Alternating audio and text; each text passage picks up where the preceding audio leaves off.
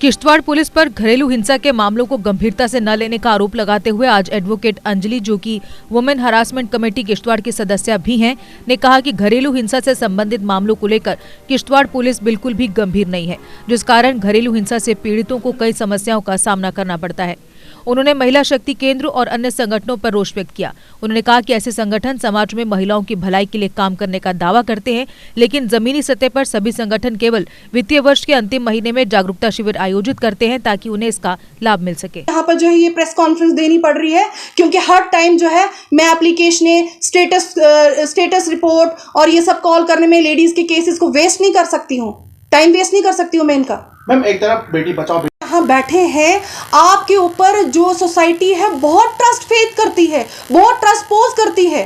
अगर आप proper implementation, immediate action नहीं लेते हैं, आप 1 घंटा लगाते हैं पहुंचने में, आप उसका मेडिकल चेकअप नहीं कराते। क्या आपने कल से अभी तक उस लेडी का मेडिकल चेकअप कराया है? कुछ दिन पहले एक लेडी मेरे पास बॉडी पे पूरे निशान थे, ब्लू निशान थे, उसको इतनी मार, उसको पिटाई हुई और पिटाई आपके पुलिस स्टेशन के बाहर हुई है।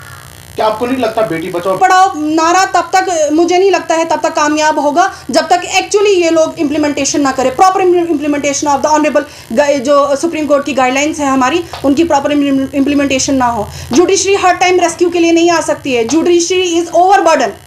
जुडिशरी के पास इतना काम नहीं है कि आपकी स्टेटस रिपोर्ट हर टाइम कॉल करते रहें, आपके ऊपर 156(3) की एप्लीकेशनें लगाते रहें। आपका काम क्या? आपका काम इन्वेस्टिगेशन करना है, प्रॉपर इन्वेस्टिगेशन करना है।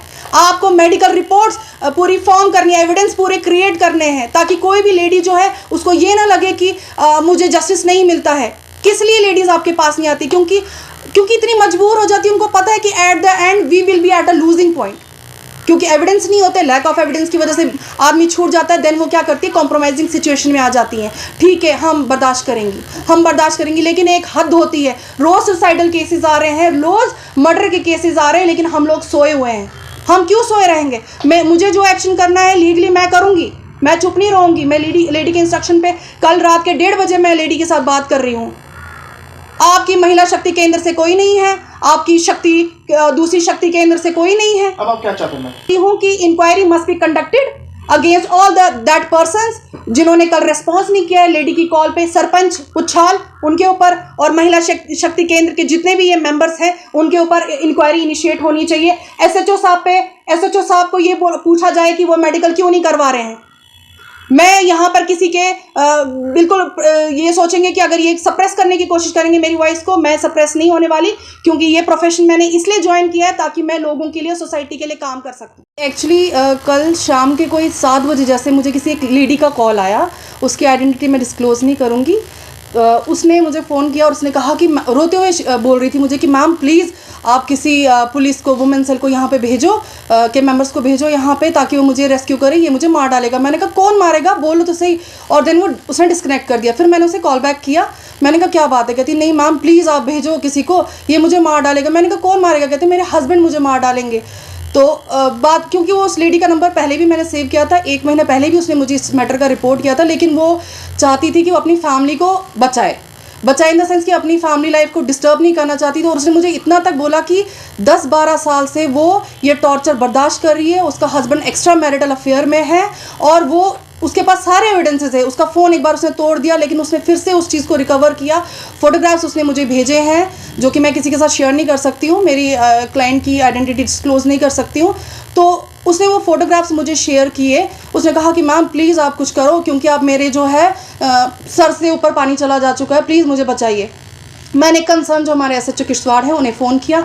मैंने उन्हें कहा कि सर प्लीज़ किसी लेडी का फ़ोन आया, उसे हेल्प करिए, क्योंकि बीइंग मेंबर ऑफ इसमें जो वुमेन सेल की जो मैं मेंबर हूँ, इसके लिए वुमेन हरासमेंट कमेटी की मेंबर हूँ मैं, तो उसके लिए और बीइंग यहाँ की जो लेडी एडवोकेट है उसके नाते मेरी भी ड्यूटी बनती है कि अगर कोई ऐसा मसला डोमेस्टिक वायलेंस का कुछ आता है then I am suppose to report that to the concern SHO Kishtwar. मैंने उन्हें बोला, उन्होंने कहा ठीक है मैम हम कर रहे हैं। 10 मिनट के बाद मैंने फिर फ़ोन किया। मैंने कहा सर आपने लेडी को, मैंने उनका कॉन्टैक्ट, लेडी का कॉन्टैक्ट एसएचओ साहब को भेजा। मैंने कहा कि एसएचओ साहब, मैंने कहा आपने उससे कॉन्टैक्ट किया? कहते नहीं हमने नहीं किया है, लेकिन ये लेडी कहाँ के रहने वाली है? मैंने उन्हें प्रॉपर एड्रेस बताया कि ऐसे है, ये लेडी यहाँ के रहने वाली है, आप प्लीज़ वहाँ पर किसी को भेजो, वो बहुत ज़्यादा डिस्ट्रेस्ड है, आप वहाँ पर जाइए।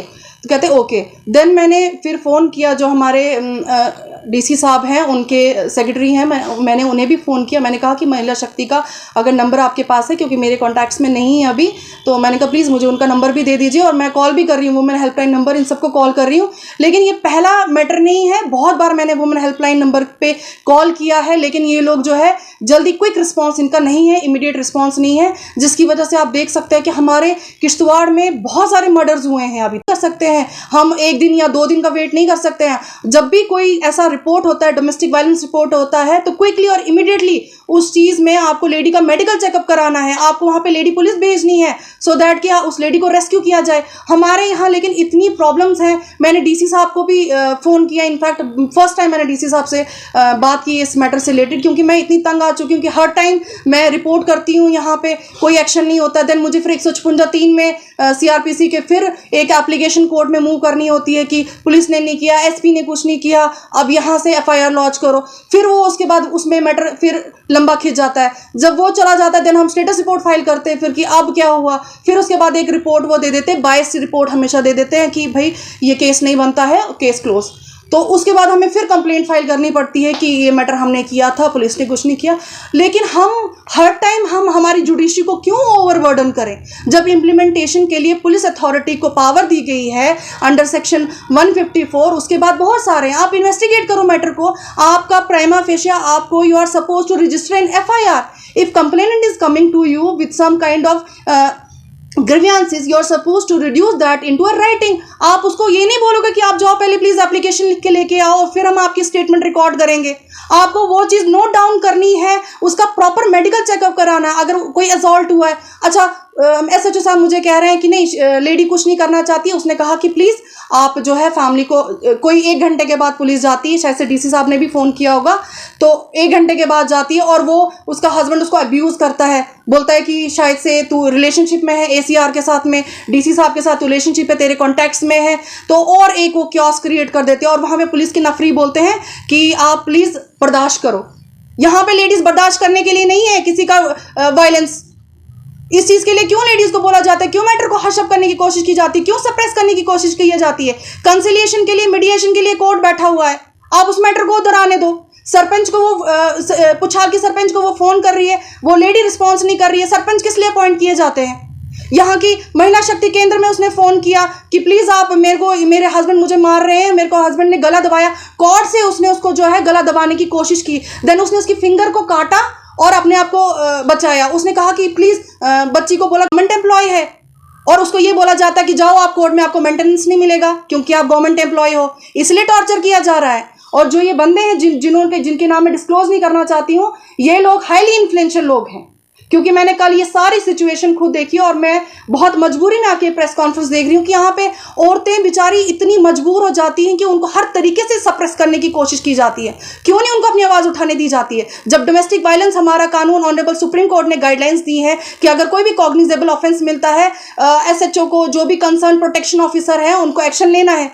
क्यों नहीं एक्शन लिए जाते हैं? किस लिए झूठ बोला जाता है? मुझे ऑन फेस बोला जा रहा है कि लेडी ने बोला है कि इन लॉज को भेज दो, इन लॉज को अभी पुलिस स्टेशन नहीं लेके आना। और मैं उसी टाइम वेरीफाई कर रही हूँ, विक्टिम से वेरीफाई, कहती मैंने ऐसी कोई स्टेटमेंट नहीं दी है, इनफैक्ट ये मेरी स्टेटमेंट रिकॉर्ड ही नहीं कर रहे हैं, ये सिर्फ मेरे इन लॉज के साथ में बातें कर रहे हैं। कहती है मैं आज भी, उसने मुझे बोला 12:30 बज रहे हैं, 1 बज रहे हैं, FIR रजिस्टर नहीं हो रही है, हस्बैंड गाड़ी लेके गायब है सुबह से, FIR रजिस्टर नहीं हो। अब उनको पता चला है कि मैं शायद से मीडिया कॉन्फ्रेंस बुलाई है और ये सब करने वाली हूँ। देन अब मुझे अप्रोच कर रही है जितनी भी एडमिनिस्ट्रेटिव अथॉरिटी है कि नहीं, हम लेडी पुलिस वहाँ भेज रहे हैं, हम उसकी स्टेटमेंट रिकॉर्ड कर रहे हैं, लेकिन वो FIR लॉन्च नहीं करना चाहती। कैसे करेगी FIR लॉन्च?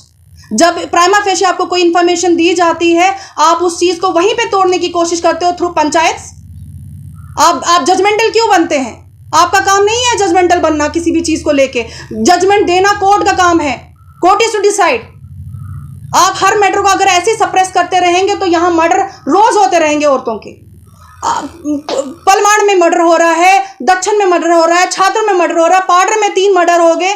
उसके लिए बाद में क्या होता है? एविडेंस, लैक ऑफ एविडेंस की वजह से केसेस हार जाते हैं, लोगों को जस्टिस नहीं मिल पाता है। किस लिए? हमें किस लिए लीगल अवेयरनेस कैंप्स करने के लिए बोला जाता है जब आप इम्प्लीमेंटेशन ही नहीं कर पा रहे हैं किसी चीज़ का? फंड को डाइजेस्ट करने के लिए क्योंकि फाइनेंशियल ईयर जैसे ही annual year financial year closing year आता है तो आप अवेयरनेस कैंप शुरू कर देते हैं। ये वुमेन कमीशन जाग जाती है। किस लिए वुमेन कमीशन किस लिए है? अगर 108 पे कॉल करने पे वुमेन हेल्पलाइन नंबर अगर आपको 2 दिन के बाद में रिपोर्ट कर रही है तो उस वुमेन कमीशन का हमें क्या फायदा, नारी शक्ति केंद्र का हमें क्या फायदा जो कि लेडी की स्टेटमेंट को सुन नहीं रही है और उसकी हेल्प के लिए नहीं आ रही है।